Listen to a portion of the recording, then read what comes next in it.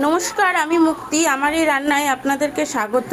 আজকে আমি রান্না করব গোবিন্দভোগ চাল দিয়ে বাসন্তী পোলাও। চালটা আগে থেকেই ধুয়ে জল ঝরিয়ে রেখে দিয়েছি, যতটা ঝরঝরে হবে ততটাই ভালো। আর এখানে রেখেছি কাজু, কিশমিশ, ঘি আর গোটা গরম মশলা। এই সামান্য জিনিস দিয়েই আজকে বাসন্তী পোলাও রান্না করা হবে। বাসন্তী পোলাওয়ের সাথে আর মেনু হচ্ছে চিকেন কষা। চিকেন কষাটা আলাদা করে আর কিছু দেখালাম না, কারণ চিকেন কষার ভিডিও এর আগেও আমি অনেকগুলো ছেড়েছি। আর আজকের বাসন্তী পোলাও রান্না করবে অন্য একজন, সেটা যখন ভিডিও চালু হবে তখনই দেখা যাবে। এখন গোবিন্দভোগ চালটাকে মাখানো হচ্ছে। প্রথমে একটু আদা ঘষে নিয়েছিল, সেইটাকে মাখিয়ে দিল। আর এখন একটু গুঁড়ো গরম মশলা দিচ্ছে, সাথে দেবে পরিমাণ মতন একটু হলুদ,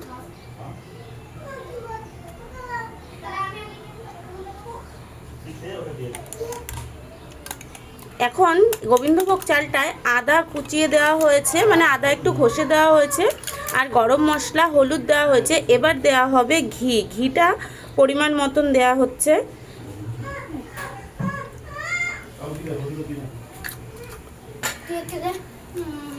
সাথেই তেজপাতা, লবণ দেবে না, সব কিছু একসাথে দিয়ে চালটাকে মাখিয়ে নেওয়া হচ্ছে। পোলাওটা করার জন্য কড়াই বসিয়ে দেওয়া হয়েছে। আজকে পোলাওটা পুরোটাই কড়াইতেই রান্না করা হবে। প্রথমেই কড়াইয়ের মধ্যে একটু ঘি দিয়ে দেওয়া হলো, কারণ এই ঘিটার মধ্যে কাজু আর কিশমিশটা ভাজা হবে। আমার কায়টা দেখ তো তোরা হচ্ছে ওই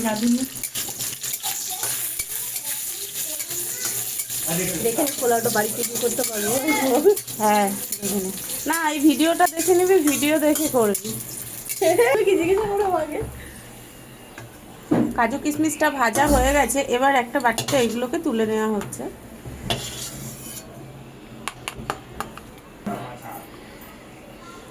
কড়াইয়ে এবার প্রয়োজন মতন ঘি দিয়ে দেওয়া হচ্ছে। ঘিয়ের মধ্যে এবার গোটা গরম মশলা ফোড়নে দিয়ে দিচ্ছে।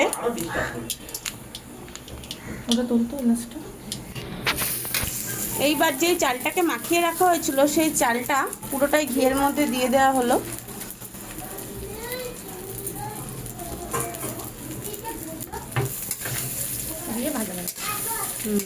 এবার ঘিয়ের মধ্যে পুরো, তুইও বলতে পারিস বল।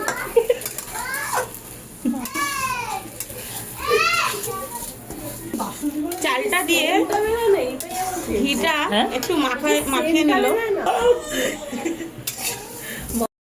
চালটাকে নাড়া হয়ে গেছে। যেহেতু এই গোবিন্দভোগ চালটা 600 গ্রাম ছিল, তাই এতে পরিমাণ মতন জল দেওয়া হবে এর ডবল, মানে 1 লিটার 1200 গ্রাম মতন জল দেওয়া হচ্ছে এখানে। জলের পরিমাণটা আপনারা একটু ঠিক করে দেবেন, না হলে কিন্তু পোলাও গলে যেতে পারে বা নরমও হয়ে যেতে পারে, ঝরঝরা হবে না। এটা পুরো ক্লিয়ারভাবে করার জন্য 600 গ্রাম চালের মধ্যে 1200 জল দেওয়া হবে। 1 লিটার জল দেওয়া হলো, আরও 200 গ্রাম জল দেওয়া হবে।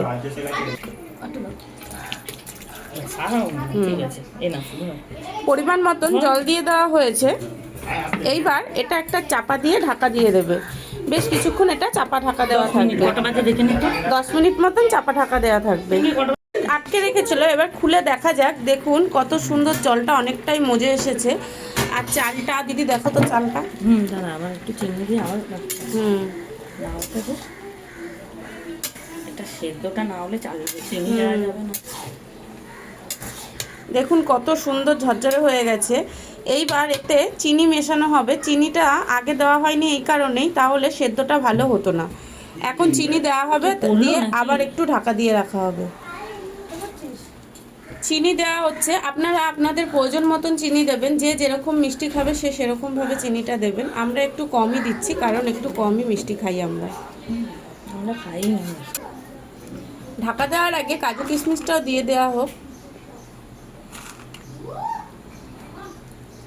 তোর মা আবার গার্নিশিং করে দিচ্ছে। মা দেখতে ভালো লাগার ব্যাপার। আজকের রাঁধুনি এই যে, দেখে নিন। কাঁচা লঙ্কা দেবো কি দুটো গোটা। এবার আবার একটু চাপা দিয়ে দিচ্ছে। এটা কতক্ষণের জন্য চাপা দেবে দিদি? 5-7 মিনিট। দেখ না কটা বাজে। এবার 5 মিনিট মতন আবার একটু চাপা দিয়ে হলো। লো ফ্লেমে এটা চাপা দিয়ে রাখা হচ্ছে। 5 মিনিট পরে আবার ঢাকনাটা খুলে দেখুন কত সুন্দর হয়ে গেছে, একদম পুরো ঝরঝরে হয়ে গেছে। এবার গ্যাসের আঁচটা বন্ধ করে দেওয়া হয়েছে। ভিডিওটা যদি আপনাদের ভালো লেগে থাকে প্লিজ একটা লাইক করে দেবেন, আর পারলে চ্যানেলটা একটু সাবস্ক্রাইব করে দেবেন।